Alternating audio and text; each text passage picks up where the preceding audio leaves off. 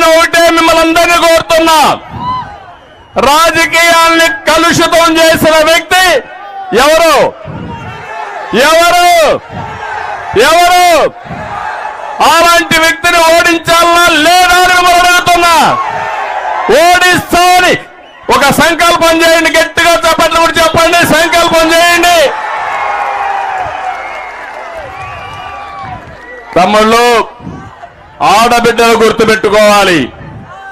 నేను ఇక్కడ పర్చూరులోకి వచ్చింది రా కదిలిరా అంటే నా కోసరమో జనసేన కోసరమో తెలుగుదేశం కోసరం కాదు, మీ అందరి భవిష్యత్తు కోసరం, మీ పిల్లల భవిష్యత్తు కోసరం, ఈ ఆడబిడ్డల భవిష్యత్తు కోసం నేను ఈరోజు ఈ కార్యక్రమానికి శ్రీకారం చుట్టాను. అయితే నా జీవితంలో చాలా సార్లు వచ్చాను, కానీ ఈరోజు మీ స్పందన చూస్తా ఉంటే ఎన్నికల ముందే ఖాయమైపోయింది గెలుపు.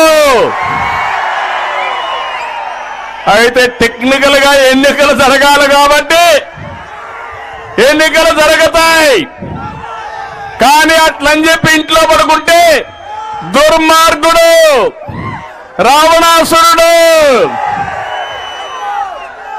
దేవుడు కూడా తప్పలేదు తమ్ముళ్ళు, రాముడికి కూడా తప్పలేదు కష్టాలు, అవునా కాదా అని మిమ్మల్ని అడుగుతున్నా. సిద్ధమా రావణాసురుడి వదకని అడుగుతున్నా. ఎందుకంటున్నానంటే మనసు పెట్టి ఆలోచించండి అందరూ కూడా. ప్రతి ఒక్క విషయం మీలో ఒక అవగాహన రావాలి, మీలో చైతన్యం తేవడానికే నేను వచ్చా.